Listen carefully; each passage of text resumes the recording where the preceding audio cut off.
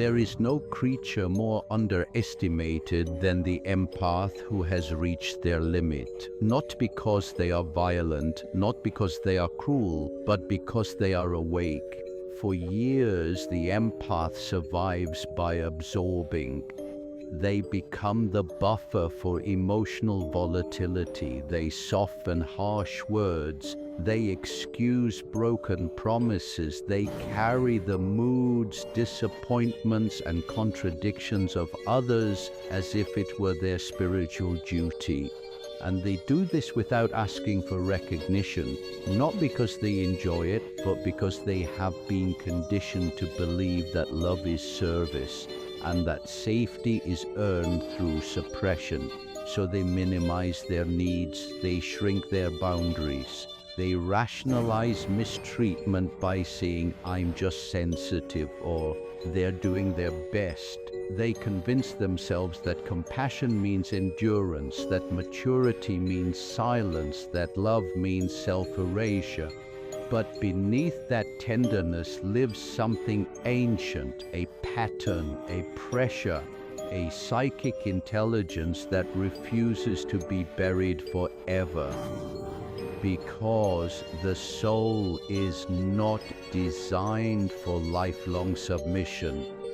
It will tolerate distortion for a time, but not indefinitely. Eventually, the inner contradiction becomes too loud. The empath begins to feel a strange tension, as if they are living two lives, the one they show and the one they secretly carry. They wake up tired, not from physical labor, but from emotional performance. They lose clarity. They overthink every sentence. They begin to resent the very people they once protected. And this is the beginning of the end.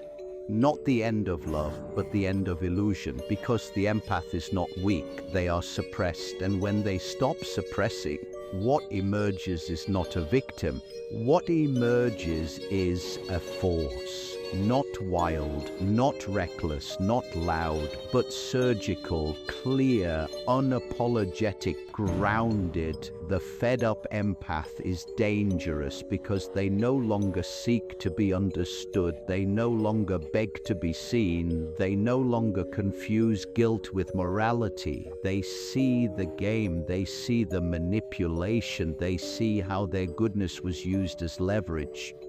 And they stop playing. I have witnessed this transformation, and it is not pretty. It is sacred, but not comfortable. It looks like detachment. It sounds like silence. It feels like betrayal to those who once fed off their energy. But to the empath, it feels like truth. And truth is rarely soft. When the empath stops tolerating disrespect, the people who relied on their compliance often retaliate, not because they are evil, but because they are exposed. They depended on the empath to carry the burden of emotional regulation, and now that burden has been dropped. The narcissist in particular is shaken by this shift. They were never truly bonded to the empath. They were bonded to the role the empath played. Once the role is gone, their own emptiness is revealed, and that is something they cannot face. So they escalate. They question the empath's integrity. They accuse them of being cold, selfish, fake, or unstable. They weaponize the past. They distort reality. They try to lure the empath back into the old role with guilt, nostalgia, or explosive need. But something in the empath has changed. It is not that they no longer care, it is that they no longer agree to be controlled. This shift is not external, it is psychic. It is the collapse of the false self, the one that existed to be palatable, the one that negotiated for crumbs, the one that mistook survival for love.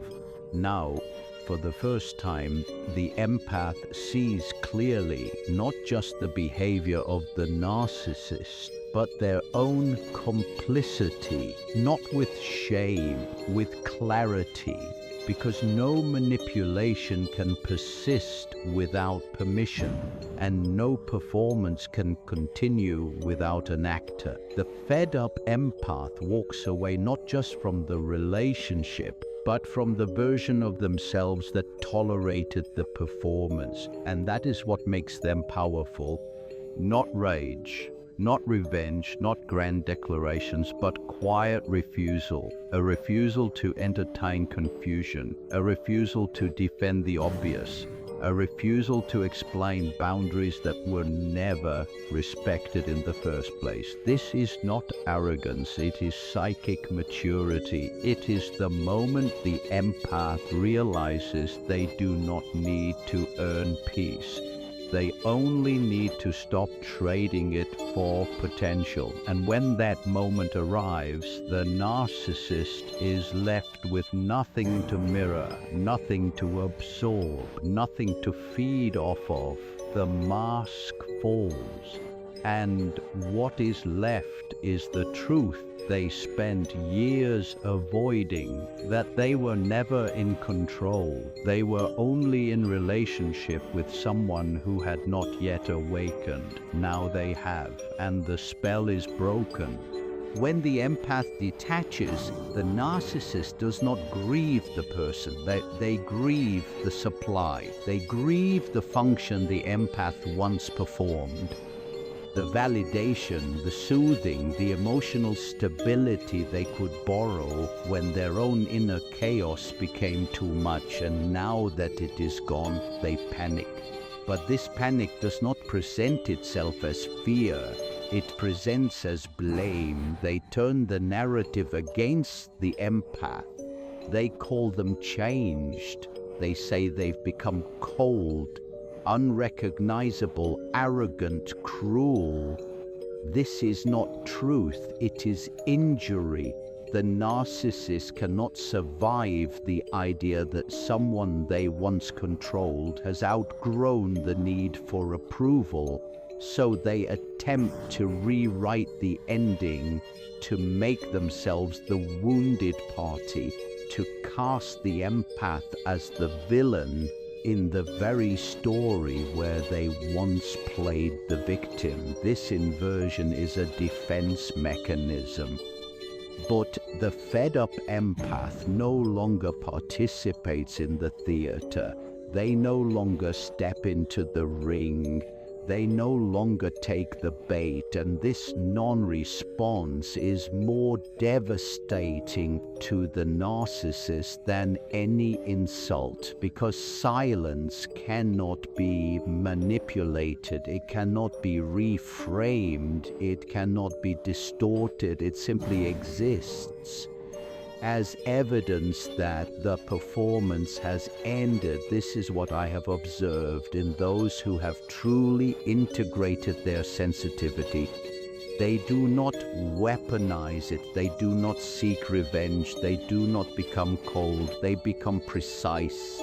And that precision is terrifying to anyone who once fed off their confusion. The awakened empath is dangerous because they are no longer accessible in the ways they once were. Not physically, energetically. You can be in the same room as them and still feel the boundary, still feel the clarity, still feel the subtle force field that says, I see what this is and I will not enter it again. This is the power of inner alignment. Not as a performance, but as a resting state. It is the fruit of grief. Because to reach this point, the empath had to die to who they once were. They had to mourn the role they played. They had to sit in the raw truth of their own participation. They had to feel the weight of what they allowed. And then they had to forgive themselves. Not because they were wrong, but because they had outgrown the survival patterns that once defined their identity.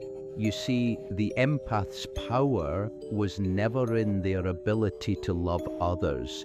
It was in their eventual ability to love themselves enough to stop bleeding for people who called it devotion. And this love is not soft, it is disciplined, it is boundaried, it is quiet, and it refuses to argue. The narcissist, when confronted with this new presence, often seeks a final moment of control. They will attempt to bait the empath back into chaos through sudden declarations of love, through explosive emotional outbursts, through third-party triangulation, through strategic silence followed by desperate pleas. But these tactics no longer work because the empath is no longer trying to be the healer. They are trying to be whole. And wholeness does not negotiate with dysfunction. This is what makes the fed-up empath a psychic mirror. They do not just walk away. They reflect the exact pattern back to the one who once denied it. Not through words, but through absence, through posture, through presence. And that reflection is unbearable to someone who has not yet met themselves. That is the real danger. Not that the empath becomes cruel, but that they become sovereign. And sovereignty is the one thing a narcissist cannot mimic, because it requires inner structure, it requires self-confrontation, it requires the courage to be alone. The empath has walked through that fire. And on the other side, they no longer confuse being alone with being unloved. They no longer confuse silence with rejection. They no longer confuse emotional distance with a call to perform. They rest. And in that rest, they become magnetic in a way they never were when they were performing worth. This is the paradox. The same people who once demanded their energy begin to chase it when it is no longer offered, not because it was ever respected, but because its absence creates withdrawal. But the empath does not return, not because they are spiteful, but because they have remembered the cost, and now they protect their peace as fiercely as they once protected the relationship. They no longer explain, they no longer entertain, they no longer soften truth for the comfort of those who never offered them the same. They simply live, and in that living, they become untouchable. There is a silence that follows the end of these dynamics, not the kind filled with tension or unspoken fear, but the kind that marks the return to oneself. When the empath has finally left behind the architecture of performance, what remains is space. And in that space, the truth is no longer something they chase, it becomes something they embody. They no longer search for who they are in the eyes of others. They no longer take emotional hostages just to feel needed. They no longer translate chaos into connection. They simply observe. And from this place, they can finally see what was happening all along. They see how they were trained to believe that love required labor, that peace was selfish, that presence was only valuable when it served another. They see how their worth was never missing, only masked, covered by years of compulsive giving, soothing, fixing, each act an unconscious attempt to be chosen by people who never chose themselves. But now the choice is different. Now they choose peace, not because they are tired, but because they are clear. This clarity is not the product of logic, it is the result of spiritual friction, of burning through illusion, of standing still while the old self dies quietly inside, of choosing truth over identity again and again. And as they live from this clarity, something strange begins to happen. They attract differently, not because they've changed their appearance, words, or methods, but because they are no longer vibrating in survival. They no longer emit the signal of someone who can be fed upon. Their light still shines, but it is not warm in all directions. It is directional, focused, controlled. This is the moment I have watched many empaths reach, the point where their sensitivity no longer makes them vulnerable, but sacred, not untouchable by force, untouchable by frequency. Untouchable by frequency. There is no more chasing, no more explaining, no more dancing around others' wounds just to avoid rejection. They now understand that rejection is not a verdict, it is a filter, and it is welcome.